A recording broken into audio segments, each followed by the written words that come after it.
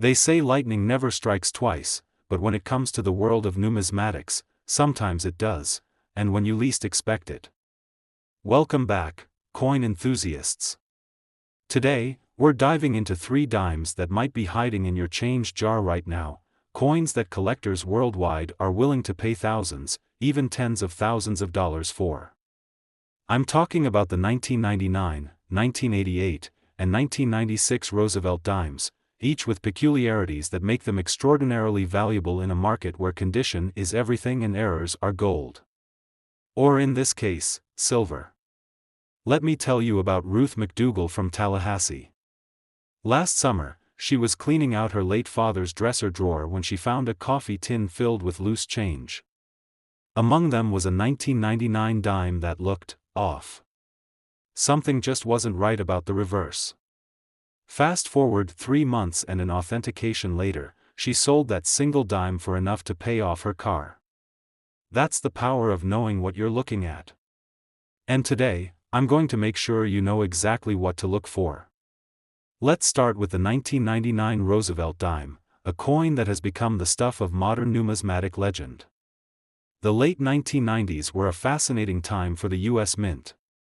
Production was ramping up dramatically to meet the demands of a booming economy. The Philadelphia and Denver mints were striking coins at a breakneck pace, with billions of dimes, quarters, and other denominations flowing into circulation. But as with any mass production process, when you're making billions of anything, mistakes happen. The 1999 Roosevelt dime variety we're focusing on today emerged from this period of frenzied production. What makes it special is what collectors now refer to as the wide AM reverse. On standard 1999 dimes, the letters A and M in America are positioned close together, almost touching. But on this rare variety, there's a noticeable gap between these letters. The story behind this error is fascinating. The U.S. Mint had been using 2 slightly different reverse dies for the Roosevelt dime. The close AM variety was intended for circulation strikes, while the wide AM design was reserved for proof coins, those specially struck collector editions with mirror-like fields and frosted devices. Somehow, in the Philadelphia Mint, a proof reverse die got mixed into the batch used for regular circulation strikes. The result? A small number of 1,999 dimes entered circulation with the proof style, wide AM reverse. What's particularly compelling about this error is how easily it could happen to anyone. Imagine being the mint worker who accidentally grabbed the wrong die, not realizing they were creating coins that would someday be worth thousands. It's a reminder that even in our high-tech world, human error creates rarity, and rarity creates value. When examining a 1999 dime, you'll want to grab a magnifying glass. A 5x to 10x loop is ideal, and focus on the reverse. Look closely at the letters A and M in America. On the rare variety, you'll see a distinct separation between these letters. The spacing is subtle but unmistakable when you know what you're looking for. Another key identifying feature is the positioning of the designer's initials, FG, which stands for Frank Gasparo. On the rare wide AM variety, the FG appears slightly higher than on standard dimes. It's these small details that separate a 10-cent piece from a potential $2,000 plus treasure. What makes authentication particularly challenging is that these differences are minute. You're looking for spacing variations of less than a millimeter. This is why professional grading services have become so essential in the rare coin market. A certified 1999 wide AM dime removes all doubt and instantly establishes its legitimacy. In terms of current market value, the 1999 wide AM dime has seen remarkable appreciation over the past decade. In circulated condition, these dimes typically fetch between $400 and $700, depending on where. But it's the uncirculated examples that really shine. A 1999 wide AM dime in MS 63, mint state 63 on the 70-point grading scale, can command $1,200 to $1,800. Move up to MS 65, and you're looking at $2,500 to $3,500. The finest known examples, those graded MS-67 or higher, have sold at auction for upwards of $7,000. In 2019, a particularly pristine specimen graded MS-68 by PCGS, Professional Coin Grading Service, fetched an astounding $10,450 at a heritage auction. What's particularly fascinating about this error is its increasing scarcity. While no one knows exactly how many wide AM dimes were produced in 1999, the number discovered over the years suggests they're genuinely rare. Estimates place the total population at fewer than 3,000 pieces, with perhaps only a few hundred in uncirculated condition. And as more collectors become aware of this variety, the hunt intensifies, driving prices higher. I remember speaking with veteran coin dealer Eleanor Wishbow at the 2022 ANA convention in Chicago. She told me that in 20 years of dealing in modern errors, she'd personally handled fewer than 30 authentic 1999 wide AM dimes. They're like needles in a haystack, she said. But that's what makes the hunt so exciting. There's also the story of the Wilmington Hoard, a remarkable discovery made in 2008 when a bank teller in Delaware, who was also a casual coin collector, noticed something odd about a 1999 dime in her register. After researching the wide AM variety, she began meticulously checking every 1999 dime that passed through her hands. Over 2 years, she found 11 examples, including 3 in near-mint condition. She eventually sold her collection for enough to fund her daughter's first year of college. The condition spectrum for the 1999 wide AM dime is particularly interesting. While most modern era coins show a significant premium only in uncirculated grades, this variety commands substantial prices even in circulated condition. A moderately worn example grading VF, very fine, can still bring $350 to $500. This is because the error isn't one that affects the coin's wear pattern, the spacing between letters remains visible even on well-circulated examples. For collectors, this creates an accessible entry point. You don't need to spend thousands to own a genuine numismatic rarity. A well-circulated 1999 wide AM dime is still a true prize, representing the same minting error as its more pristine counterparts. Another intriguing aspect of the 1999 wide AM dime is its distribution pattern. Based on where examples have been found, numismatists believe most entered circulation in the eastern United States, particularly in the Mid-Atlantic region. This suggests they were part of specific production runs shipped to Federal Reserve distribution centers in that area. What makes this coin particularly exciting for both seasoned collectors and novices is that new examples are still being discovered. Unlike ancient coins or classic rarities, which have largely been documented and accounted for, modern errors like the 1999 wide AM dime could still be in pocket change or coin jars across America. Every 1999 dime in circulation represents a lottery ticket of sorts. Most will be worth exactly 10 cents, but a select few carry that wide AM reverse that could change someone's financial situation overnight. As we continue to move toward a cashless society, with fewer people using or saving physical coins, the opportunity to find these treasures diminishes. This creates an interesting dynamic where the window for discovery is gradually closing, potentially making existing examples even more valuable in the coming decades. Now, let's shift our attention to another dime that continues to captivate collectors, the 1988 NOS Roosevelt Proof Dime. If the 1999 wide AM dime represents accidental rarity through production error, the 1988 NOS proof represents something even more intriguing, a mistake made in the creation of coins specifically designed for collectors. To understand why this coin matters, we need to appreciate what makes a proof coin special. Proof coins aren't meant for circulation, they're struck specifically for collectors using specially polished dies and planchets. They receive multiple strikes to create that distinctive mirror-like field and frosted raised elements we call cameo contrast. And crucially, proof Roosevelt dimes struck at the San Francisco Mint should always bear the S mint mark. But in 1988, something extraordinary happened. A small batch of proof dimes was struck without the all-important S mint mark. In the carefully controlled environment of proof production, this was no small oversight. It represented a significant quality control failure that has since become numismatic gold. The story begins at the San Francisco Mint, which had been responsible for striking proof coins since 1968. For the 1988 proof sets, the Mint prepared special dies, including Roosevelt dime dies that should have featured the S mint mark. But somehow, a die was prepared without this crucial identifier, or perhaps the mint mark was filled with debris during the striking process, preventing it from appearing on the coins. What makes this error particularly fascinating is that proof coins undergo multiple quality checks before leaving the mint. They're examined individually before being sealed in protective packaging.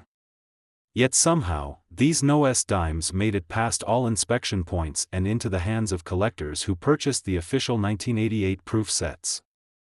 The discovery of this error came when collectors began opening their government-issued proof sets and noticed the missing mint mark. Imagine the excitement of realizing you held one of the rarest modern American coins in your hands, not from searching through pocket change, but from a product purchased directly from the U.S. Mint. When looking for an authentic 1988 no-S proof dime, the identification is straightforward but requires careful examination. On a normal 1988 proof dime, the S mint mark appears above the date on the obverse, the front side showing Roosevelt's profile. On the no-S variety, this area is completely blank, just smooth field where the mint mark should be. Because these are proof coins, they should display the characteristic mirror-like fields and frosted devices. The absence of the mint mark is the only visual deviation from standard 1988 proof dimes. It's worth noting that proof coins have a distinctly different appearance from regular circulation strikes, with much sharper details and that mirror-like background. The market value of the 1988 no-S proof dime has been nothing short of remarkable. While the 1999 wide AM dime commands thousands, the 1988 no-S proof dime enters an entirely different price echelon. In PR 65, proof 65, condition, these dimes regularly sell for $10,000 to $12,000. Finer examples, those graded PR 68 or PR 69, have fetched between $15,000 and $20,000 at auction. In 2019, a perfect PR 70 deep cameo example, the highest possible grade, realized an astounding $33,600 at auction. That's over 336,000 times its face value. This places it among the most valuable modern American coins, despite being struck relatively recently. The extreme value is directly tied to its incredible rarity. Numismatic experts estimate that only 8,000 to 12,000 1988 no-S proof dimes were minted, a tiny fraction of the 3,262,948 proof sets produced that year. Many remain undiscovered by their owners, who may not realize what treasures their proof sets contain. Here's a fascinating twist to the story. In 1975, the San Francisco Mint had made a similar error, producing proof dimes without the S mint mark. After that incident, the Mint implemented stricter quality control measures specifically to prevent such mistakes from happening again. Yet 13 years later, despite these enhanced procedures, the error recurred. This repetition of history adds another layer of intrigue to the 1988 no-S proof dime story. I once spoke with Martin Loges, a prominent dealer specializing in rare dimes, who shared an incredible anecdote. In the early 1990s, he received a call from an elderly woman who had purchased several 1,988 proof sets as investments for her grandchildren. While showing the coins to her grandson, a budding collector, he pointed out that one of the dimes was missing something. After consultation with a local coin shop, she discovered she had the no-S variety. That single proof dime ultimately funded her grandson's first year of college tuition. Unlike the 1999 wide AM dime, which exists in various conditions from heavily circulated to pristine, the 1988 no-S proof dime is almost always found in excellent condition. Since these coins were never meant for circulation and came sealed in protective government packaging, they typically grade PR 65 or better. The main variables affecting value are the intensity of the cameo contrast, the distinction between the frosted devices and mirrored fields, and the presence of any handling marks or toning. The finest examples, those with perfect surfaces and intense, deep cameo contrast, command the highest premiums. A PR 70 deep cameo 1988 no-S proof dime represents the pinnacle of modern numismatic rarity and condition, explaining the extraordinary prices these examples achieve. What's particularly intriguing about the 1988 no-S proof dime is its status as an official error. Unlike many valuable coins that gain their worth through circulation wear, damage, or post-mint alterations, this rarity was created within the mint itself and distributed through official channels. It's a government-made rarity, produced by one of the most precise manufacturing operations in the world. There's also a fascinating psychological aspect to collecting these coins. Because they were originally sold by the government at face value, as part of proof sets that cost just a few dollars, finding one creates a narrative of extraordinary return on investment that few other collectibles can match. It's the numismatic equivalent of buying a painting at a garage sale and discovering it's a lost masterpiece. For those interested in acquiring a 1988 no-S proof dime, authentication is absolutely crucial. Because of their value, counterfeits do exist. These typically take the form of altered regular 1988 proof dimes where the S mint mark has been carefully removed. Professional authentication through PCGS, NGC, or another reputable grading service is essential before any significant purchase. The legacy of this coin extends beyond its own value. After the 1988 incident, the mint once again overhauled its quality control procedures. Interestingly, despite these enhanced measures, a no-S proof cent was produced in 1990, suggesting that even the most careful systems can still experience failures. However, no no-S proof dimes have been produced since 1988, making this coin truly the end of an era for this particular type of mint error. What makes the 1988 no-S proof dime particularly appealing to collectors is that it represents a completable challenge. Unlike open-ended collections that might require hundreds of different coins, this is a single, defined rarity. Acquiring one instantly places a collector in an exclusive club of ownership, a powerful motivation in the collecting world. Let's move on to our final featured rarity, the 1996 W. Roosevelt Dime. If the previous two coins represent accidents of production, this dime represents something entirely different, a deliberate limited release that caught the collecting world by surprise. The story of the 1996 W. Roosevelt Dime begins not with error or oversight, but with celebration. 1996 marked the 50th anniversary of the Roosevelt Dime, which was first introduced in 1946 to honor President Franklin D. Roosevelt after his death. To commemorate this milestone, the United States Mint made an unprecedented decision.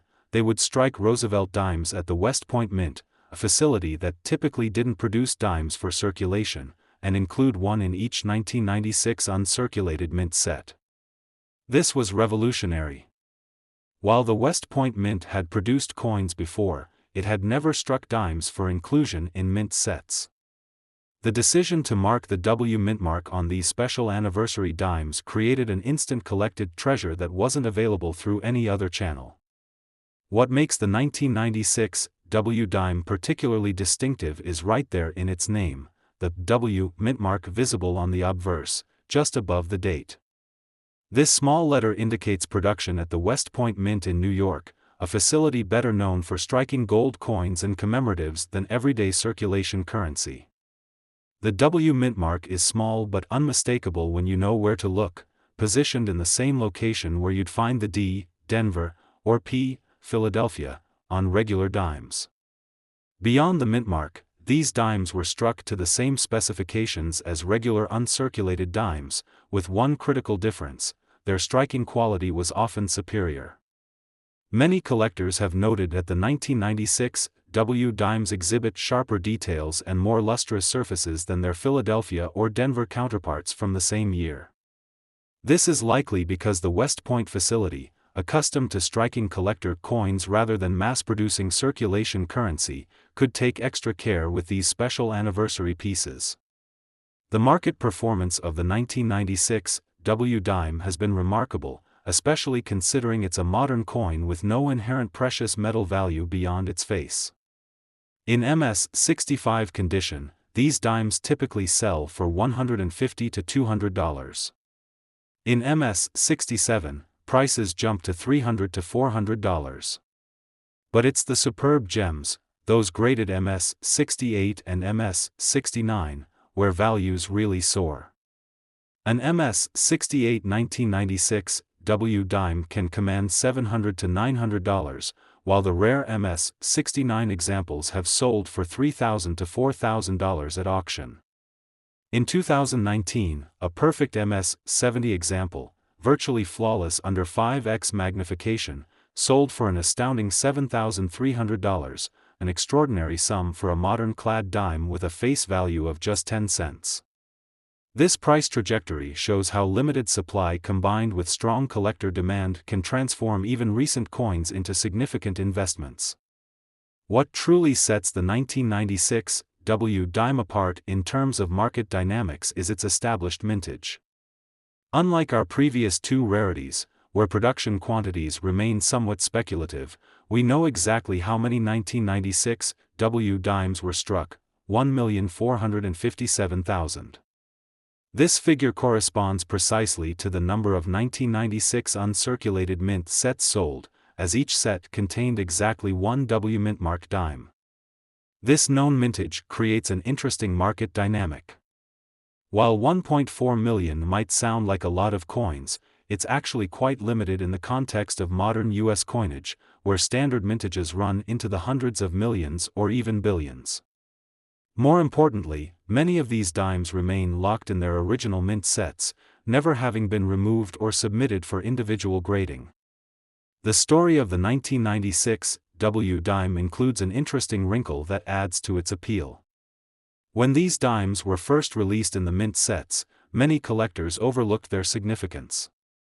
The U.S. Mint didn't heavily promote the special mintmark, and many purchasers of the sets didn't initially realize they contained something extraordinary. It wasn't until later that the coin collecting community fully recognized the importance of this special issue. I recall speaking with veteran dealer Susan Trask at a coin show in Denver back in 2018. She told me about purchasing dozens of 1996 mint sets when they were first released, setting them aside as standard additions to her inventory.